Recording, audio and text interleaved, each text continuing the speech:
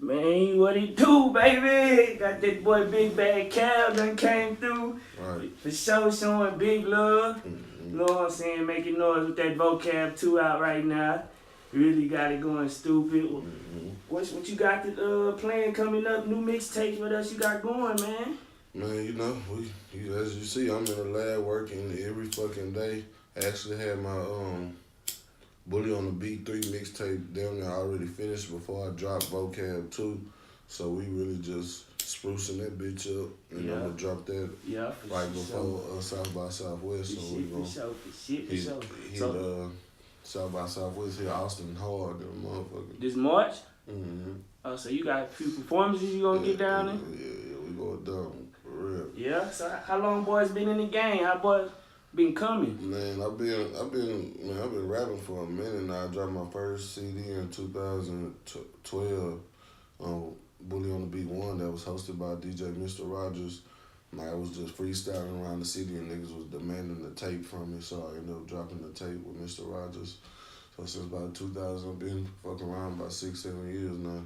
So you've been getting it in for a pretty long time, huh? Right, yeah. So you feel like you making your name, you finally stamping the city? Yeah, I feel like I'm really taking it serious. Like when I was just doing music, when I first started, even when I dropped the first tape, I wasn't even taking this shit serious. I wasn't worried about being on top of music like how you have to be to make money from it, because music is a real live business. Like I say, everybody in Houston rap, and it's a lot of talented niggas too that rap. You gotta have your business right for you to make some money off this shit. So now that I'm finally getting the whole team right and my business right, yeah, I feel like we finna take a strong hold on shit. So shit, when you first into the game, did you have the same mindset? Were you still rolling the rock in the same way, moving different? Nah, like I said, I wasn't focused on rap. Like I was still in the streets.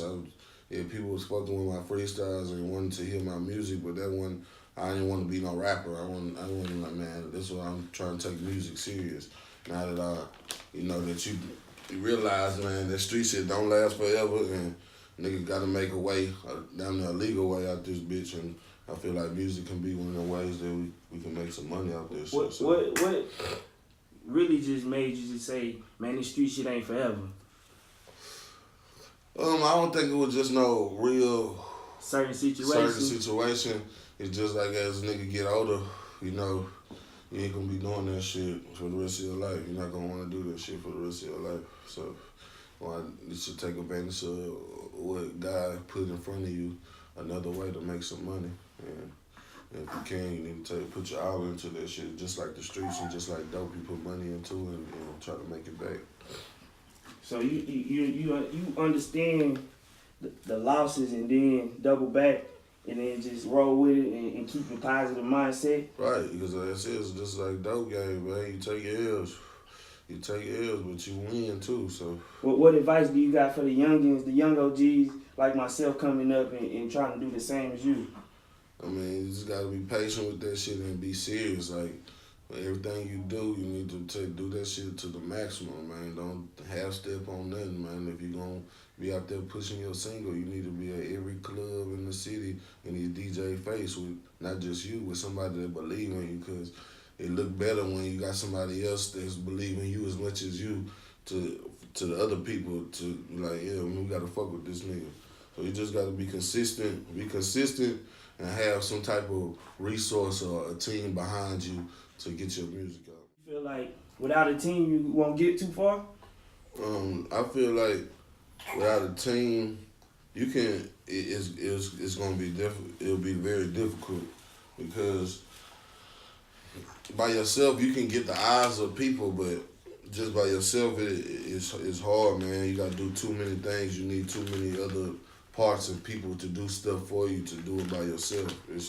When you're an artist, you need to be focused on your music and making the best music possible. We have to do so many other things to promote your music, do your graphics, do your figure out where on your clubs and whatever place you need to market your shit at. It's just a whole bunch of shit that you need your team in place to handle. I feel like it's no person that has been a major artist that didn't get there without a team. Like they might have got on by somebody hearing them, and then that team put money into them and tried to make money back or made money back. It just like I said, just like dope. They see good dope, they buy it, put money into it, and try to make more money off of it. So who's on Big Bad Cab team? I'm right now. It's done till I'm done. Entertainment is versatile organization. We started like in 2005, 2004. A bunch of people I grew up with. We already had a strong hold in the streets, and now we focusing it out on music. It's the team right now. It's done till I'm done. Entertainment. Rappers underneath you knowing that how the music business really is now since you've been in it so long. Like I said, man, just be prepared for a lot of bullshit, a lot of broken promises, a lot of shit that you think is gonna happen that ain't gonna happen. You gotta just take it and keep going, man. Keep pushing, man. Keep on believing and don't stop, cause you never know when your break is coming. You never know when it's that time. I done seen people that popped overnight on some shit like. When you don't know what Instagram post you post might motherfucking touch somebody somewhere that make that bitch post everywhere, and the right person post that bitch, you'll be on overnight. So I said, man, just keep, if that's your dream and that's your belief, if it's something that you really believe, then do that. Because there's a lot of people in here that's in the way that just want to just think it's all glitz and glamour. Like it ain't no hard work put into this shit. Like you just pop overnight. Now there's people that do this shit for years and years and years and never go nowhere with that shit, and they good. Yeah. So you feel me? It's just all about how much you believe in yourself and how much you gonna work and how far you willing to push to get to the goal. So about how long ago did you realize you was ready to rap and quit the street? I mean, like I said, it wasn't no time, because I've been freestyling. We from Houston. That's how we grew up on freestyling, beating on the bus, all that type of shit. That's what nigga grew up on. But when you keep on getting consistent people that's asking you for your music, and you knowing it ain't just your partners or just some of your bitch or something that just want to hear your shit, when you got complete other strangers that never met you that just keep consistently. Yeah, I mean, it's something it's a calling that you need to be putting your focus into this, because street life always gonna be there. That shit ain't gonna, it's always gonna be there. It's a timetable on this fucking rap shit. I feel like it's like, even when you hot, you got a certain amount of time that you can capitalize on your buzz before that shit die. This is a world, it moves so fast. The world moves so fast, people forget about you quick. So how do it feel to work with big artists in the city? It's live, man. It's like, it just feel like some of your hard work done paid off. That they fucking with you, they recognize you. You know, you feel like you realize what it took them to get to the spot they were at. It ain't easy, man. So it's live to, especially working with some of the niggas that I grew up listening to, like J-Dog and shit. Nigga grew up and did some shit listening to this nigga music, and now the nigga, I can call this nigga and pull up, or he pull up on me type shit. So that shit loud. So shit, do you feel like you one of those big artists in the city? Yeah, I feel like I done put my work in to be one of them big artists in the city, but Houston is so fucking big, dog. It's I say a new rapper every day. A lot of niggas know who I am, and there's a lot of niggas who don't know who I am. So, and partially it's my fault for not putting it in their face as much as I should have. But the big niggas who know, or anybody in the city, know who I am, from the mob to fans, niggas in my hood. So I feel I put in a lot of work, and a lot of niggas know me, but I still got a lot of work to do. So you feel like you really been in the city already before you was already in the city? What you mean? Like your name wise?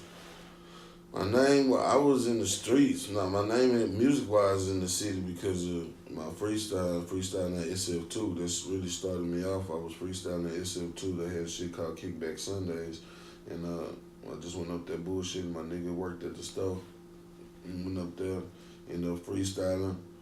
And niggas was like was fucking with that shit. Down there about at least 15 people would rap that night and they ain't get no response. Only like me and this other nigga got a response. So the next week I came back, and before I even got to even think I was gonna rap, niggas was asking me, man, when you gonna rap? When you gonna rap? And just went on from there. So shoot, you can explain a little more about the Freestyle Fridays?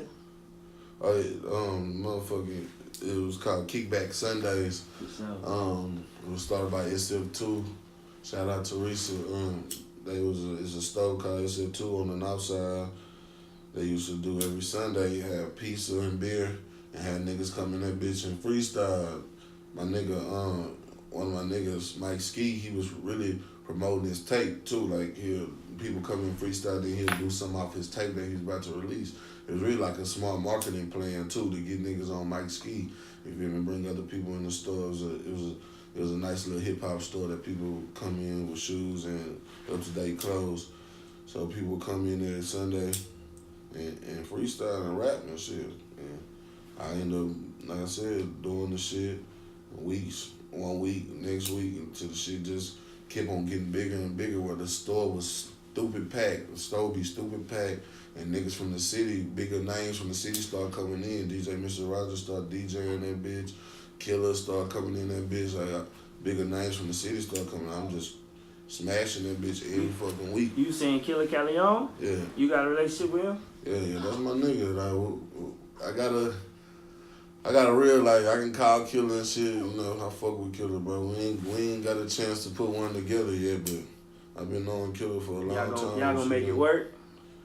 We trying to get it together, man. I've been trying, like I said, I grew up listening to Killer too. He was one of my top rappers in the city. Like before I took rapping serious, and I'm a youngster, I was listening to Killer and J Dog. I was getting ready to get into that. Who's coming up, your biggest rap influences and got you into rapping and just made you be like, man, I'm finna get it?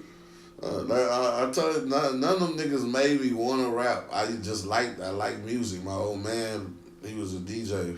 So every CD that used to come out, I used to have every CD. Boom, you own it. Yeah, I'm on every CD. Yeah. So I used to like music, and when I listened to Houston rap, I was on Chameleon there, Zero, J Dog, and Killer. That was my 2 or 4 niggas that I was fucking with the most. Yeah. So you had a the city was a real big influence. No, Houston Music City, we don't get credit for as much of shit that we started that we created, but Houston is a fucking major music city, man, and it's a big influence on the fucking world. So you ever remember writing your first rap? My first rap? Man, I can't say I remember writing my first rap, because Houston freestyle city, man. Freestyle, that's what we do. The first song I ever did in the studio, I freestyle. Writing was just something I tried to do to better my craft. You feel me? Like, I can't really say I'm finna sit down and write my first rap. Right. Nah, cause a nigga was been rapping, been doing that shit. When niggas sit down and write. What's your first rapper success? My first rapper success? To me, when I go back and listen to my first shit I ever put on wax, I feel like I was reading, like I was timid on that bitch. I ain't have. Like rapping right now is more about how you make a person feel when they listen to your shit than more than what you say. Like the way you come on that bitch, the way you ride the beat. That's what people feeling right now. So when I go back and listen to that shit, I feel like I was just reading that bitch, no confidence, just trying to put it on wax. I ain't have my yeah. So shoot. So when you dropped your first rap, you didn't drop it on YouTube? Nah, man. Like I said, that's before YouTube got jumping, man. We wasn't on no YouTube. We was still getting custom with cameras on your phones and shit. Oh, so yeah. Niggas wasn't even on no YouTube like that. Yeah. Who knew that would be the way that how you get your music out, and all that is, if you don't got none of that, people ain't gonna even hear from you now. It ain't even about album sales, about your streams and. So would you use YouTube now? Oh yeah. We all over anything streaming. That's how you get your Where can bread. they find you on all social media? I'm under the same thing on all social media. Big Bad Cab. Everything you want to look under from Spotify, YouTube, iTunes, Google Play, all that is under Big Bad Cab. Already. Cab, man. So what's your opinions on the hip hop, the rap scene in Houston? Man, the rap scene to me has been like it has been for the last 5 to 10 years, man. It's like these great artists out here. Niggas can rap, niggas got movements, niggas on the radio. It just be missing that one thing that pushes over the top. That one person that been grinded all they time in Houston to just blow. Like, What you think they missing? man, I don't know, man. I can't say it because I done seen a lot of niggas bubble in Houston. They got to the point where niggas might even call them legends in Houston, but it's just Houston. Like, So you feel like some who credit themselves as legends shouldn't be?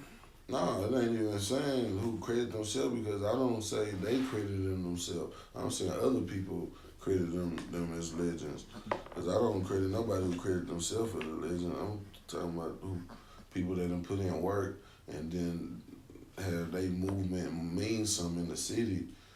For them, that's who I'm calling legends. But and they didn't climb the mountain and got to the top of it, but down there is nothing at the top of the mountain. It was shit except for handshakes and pictures, and a show or two, maybe once or twice a month. So you saying this rap shit ain't really what it is? Rap shit is not what you think it is, especially in Houston. There's not one real nigga that done blown off of their grind in Houston. Niggas that we done seen, man, except for Sauce. So you feel And like Sauce is not where he should be to me, because he should be a household name across America, across the world.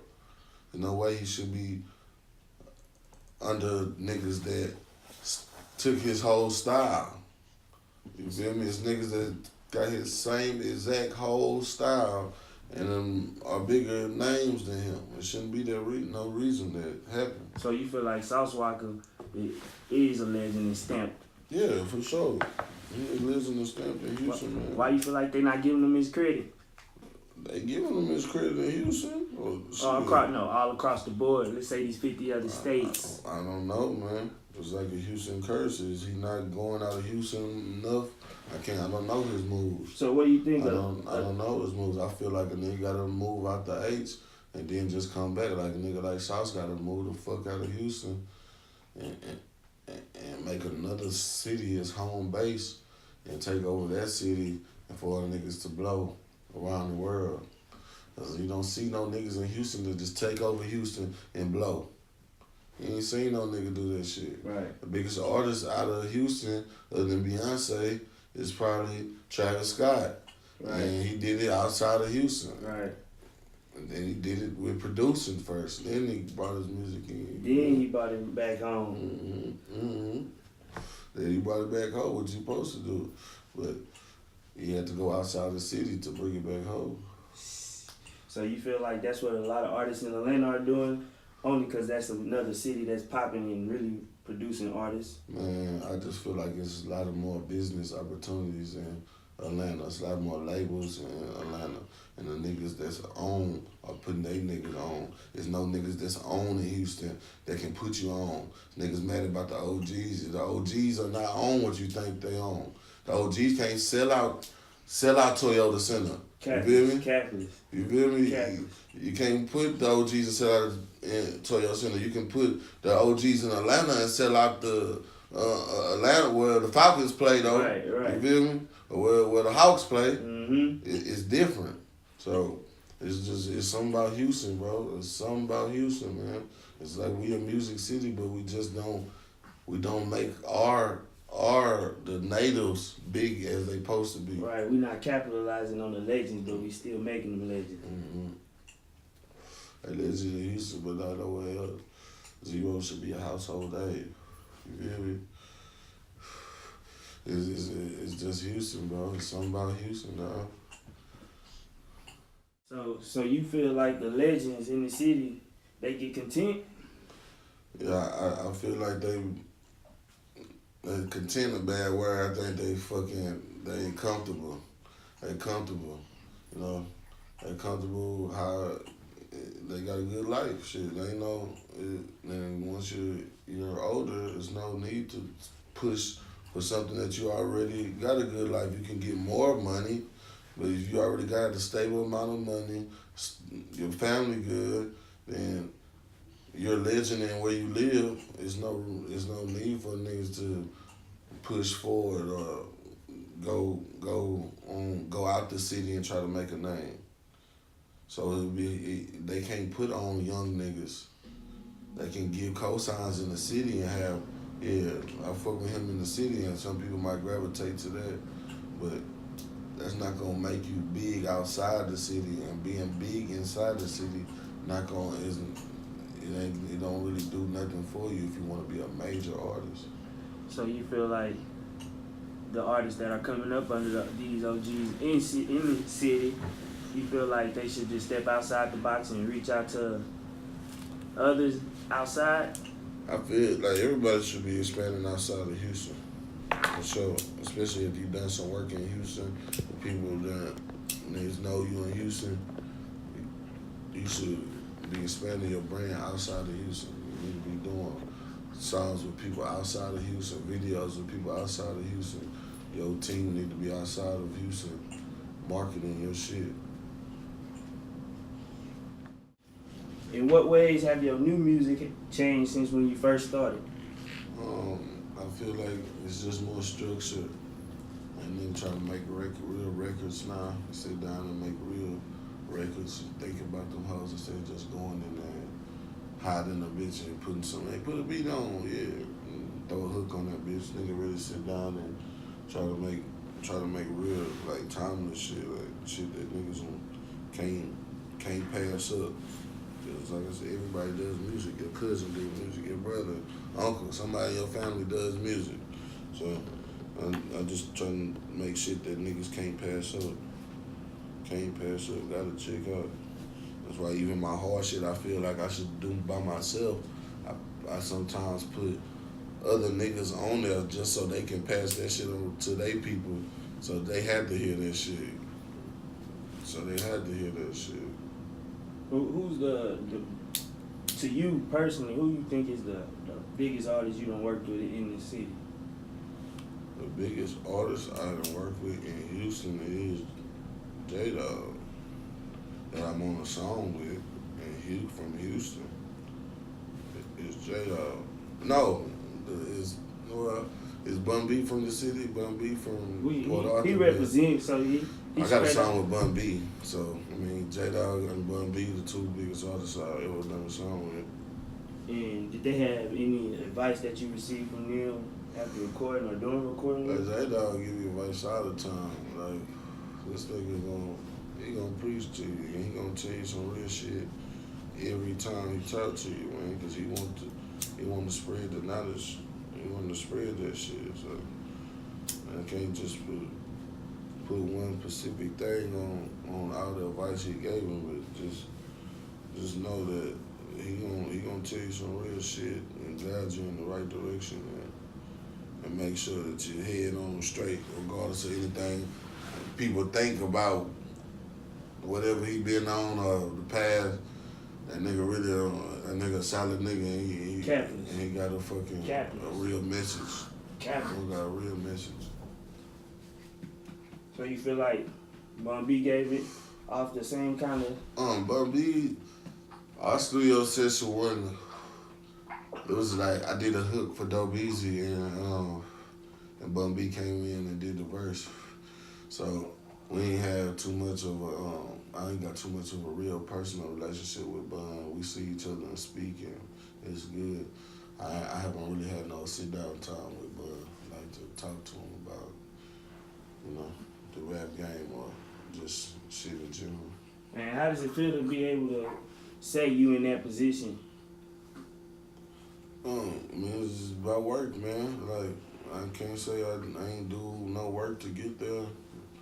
It wouldn't come overnight. Anything people I work with or any opportunity I've got, I put myself or somebody and help me put myself in that position to get there. You got any shout outs to any of those that helped you get here?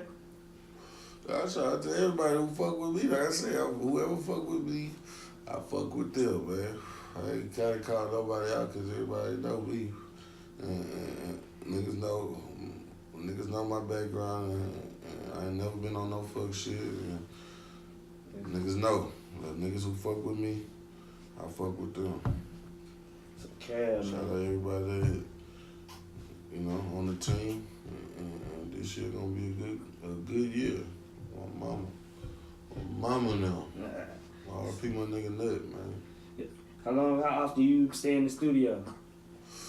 Man, I live with that bitch. If I ain't try to get some little some bread in the street, then we trying to make classic shit in the studio. Cause you never know when that one is the one.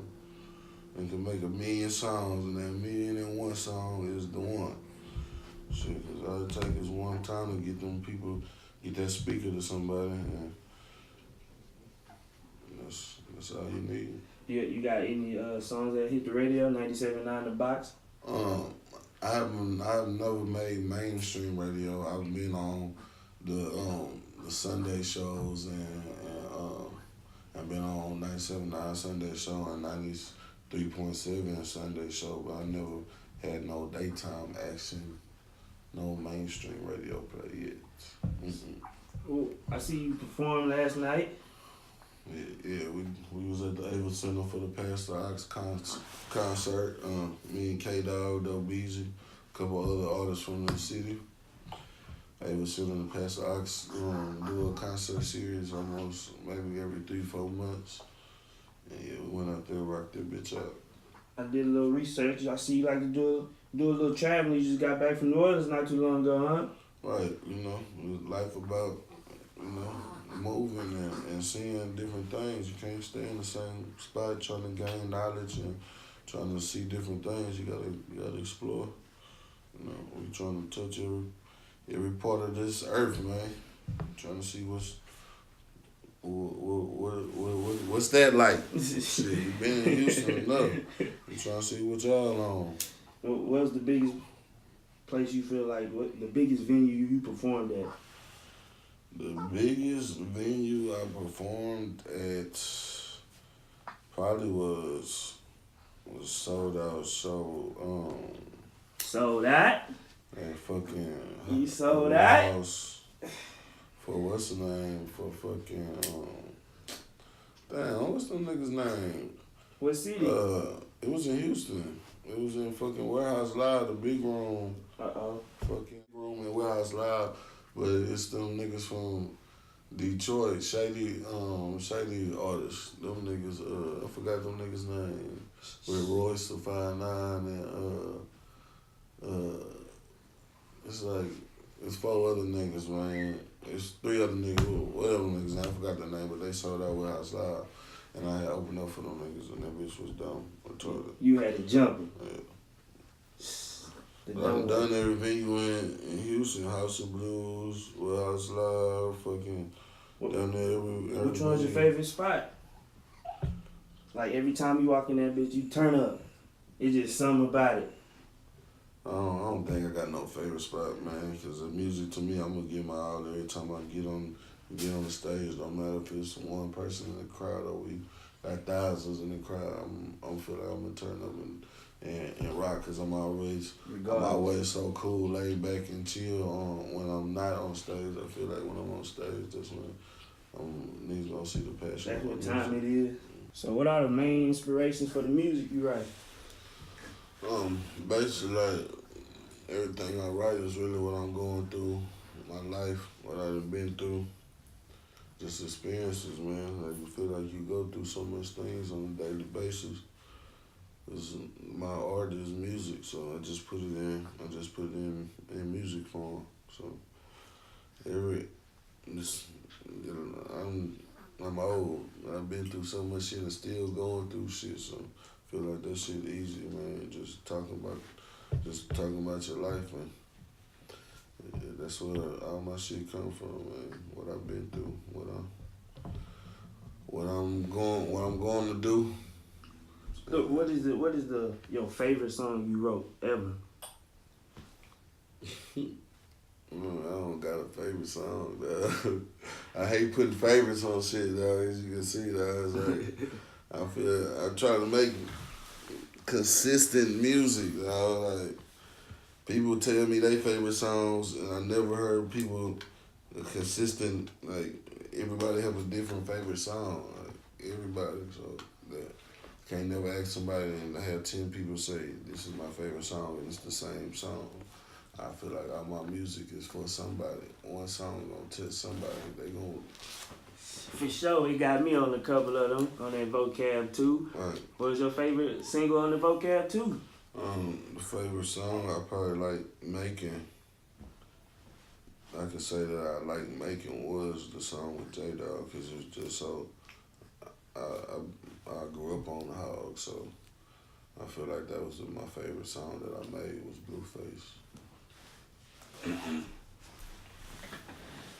Appreciate you for having your boy today, man. I appreciate you pulling up on some personal level stuff behind the camera too. Right. For shit show, man. Where can these boys find you at, man? On all platforms, social medias, networking. Where you at with it? Yeah, all you gotta do is type in Big Bad Cab and I'm gonna pop up on everything, on all social media, on all musical streaming sites. All my shit is professional. Like, I ain't making it hard for you to get to me, so you looking for me, it ain't hard to find. Got that Vocab 2 out that I dropped on Thanksgiving, and Bully on the Beat 3 is on the fucking way, man.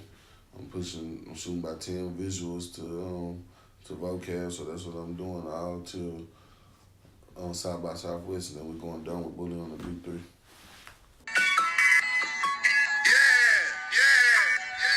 I said we gon' make it. Pray to God for the shit.